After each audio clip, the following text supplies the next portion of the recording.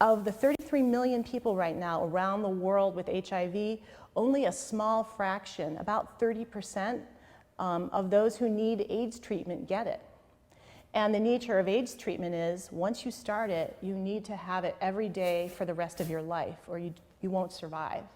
So this is a huge challenge also that AIDS advocates are facing, trying to get these people medication to keep them alive while we are looking for a cure for AIDS for everyone. You know, one of the major reasons why we're very excited by the whole concept of cure people, of course, is the Timothy Brown case, the so-called Berlin patient. Timothy, is well known to most people in this area, underwent a bone marrow transplant a few years ago with a immune system that essentially prevents him from being infected with HIV. And as far as anyone can tell, he's been cured. Now, that case, a number of important issues. One, as Timothy will tell you, the amount of suffering and so forth that he went through to cure his leukemia, which led to the bone marrow transplant, is so great that no one would ever do this for HIV, and we agree. But a second thing is, it's not entirely clear why he was cured. Yes, the bone marrow transplant, in which these HIV-resistant stem cells that lack CCR5 repopulated the immune system in Timothy. That certainly is a major part of it, but it may not be the complete story. There are other things that happen. There are other explained riddles.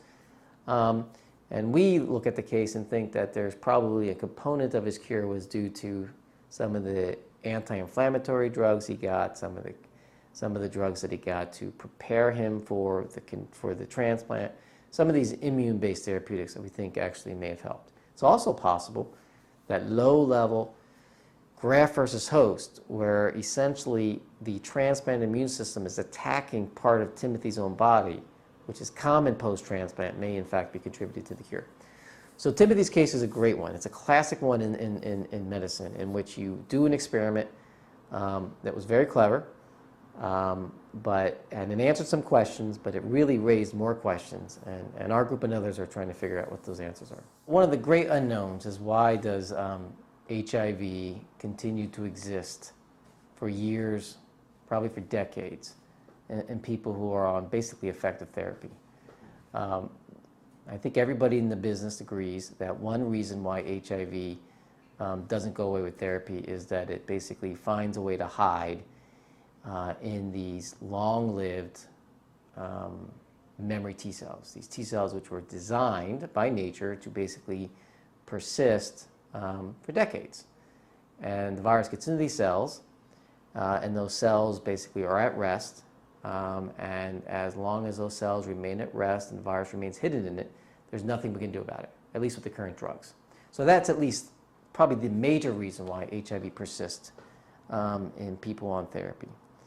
A second reason, far more controversial, is that the virus continues to grow, to replicate, to infect new cells.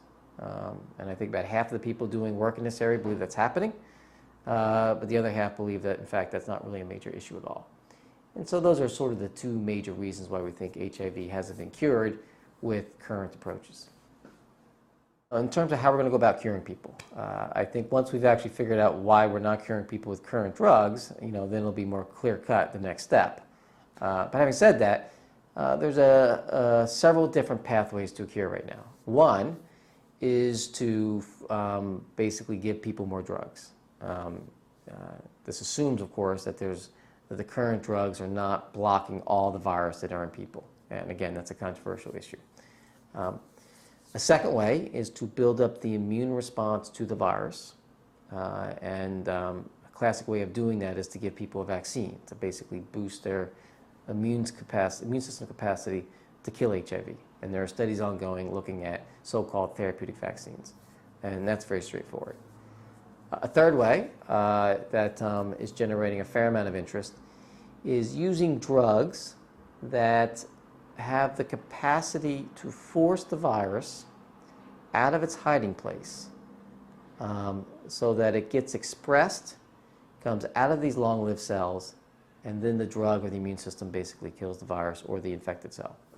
Our group is looking at a drug called disulfiram that appears to be able to do that, at least in test tubes. and other groups across the world are looking at other options. Again, and people are just looking for the first type of drug that can actually force the virus out of its hiding.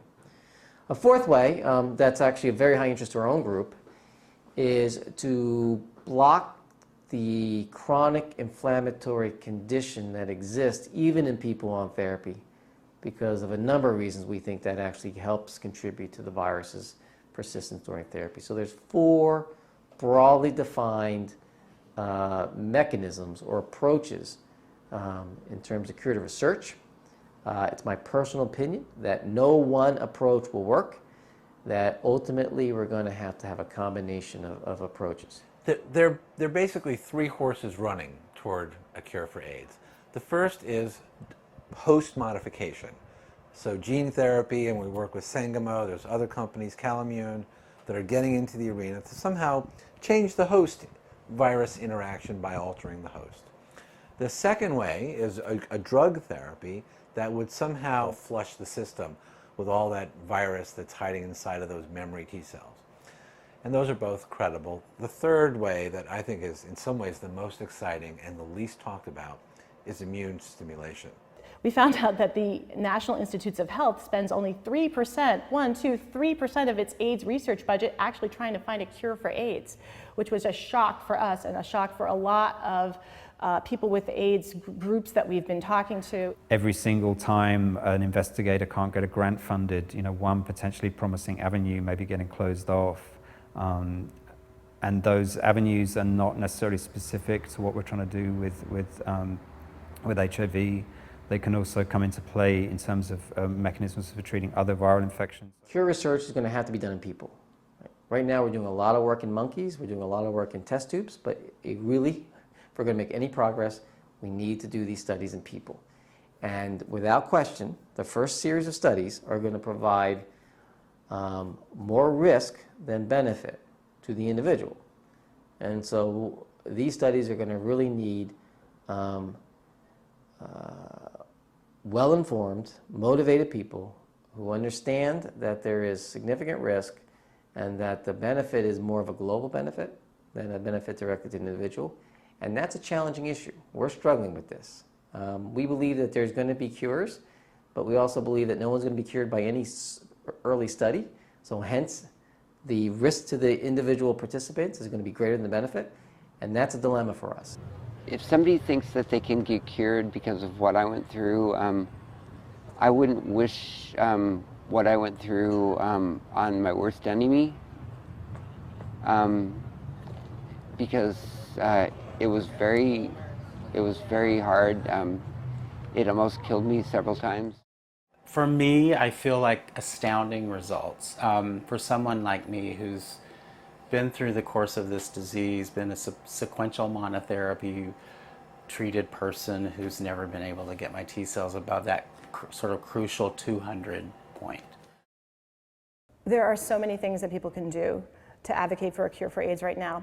Number one, they can bring themselves up to speed on the research. They can read the report on the AIDS Policy Project website. They can go to pause.com. They can go to thebody.com, just see what's happening. Share that information. In Philadelphia, we have this expression, each one, teach one.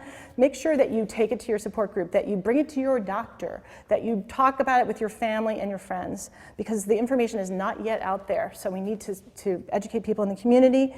Also, we need to educate Congress, and that is as simple as calling up your local member of Congress, asking for an appointment, and then bringing 3 other people with HIV and the head of an NGO and maybe a minister, and having a little pre-meeting at a coffee shop 20 minutes before it starts, and just bring them our report or bring them a couple articles and just say, look, I want to put this on as a constituent, I want to put this on your radar. There is a new movement pushing for a cure for AIDS. There is very little money right now. We need you to understand this and get involved. This is not going to happen quickly, and there's going to be multiple failures, and we can't lose this tremendous amount of optimism that now sort of seems to exist in the field.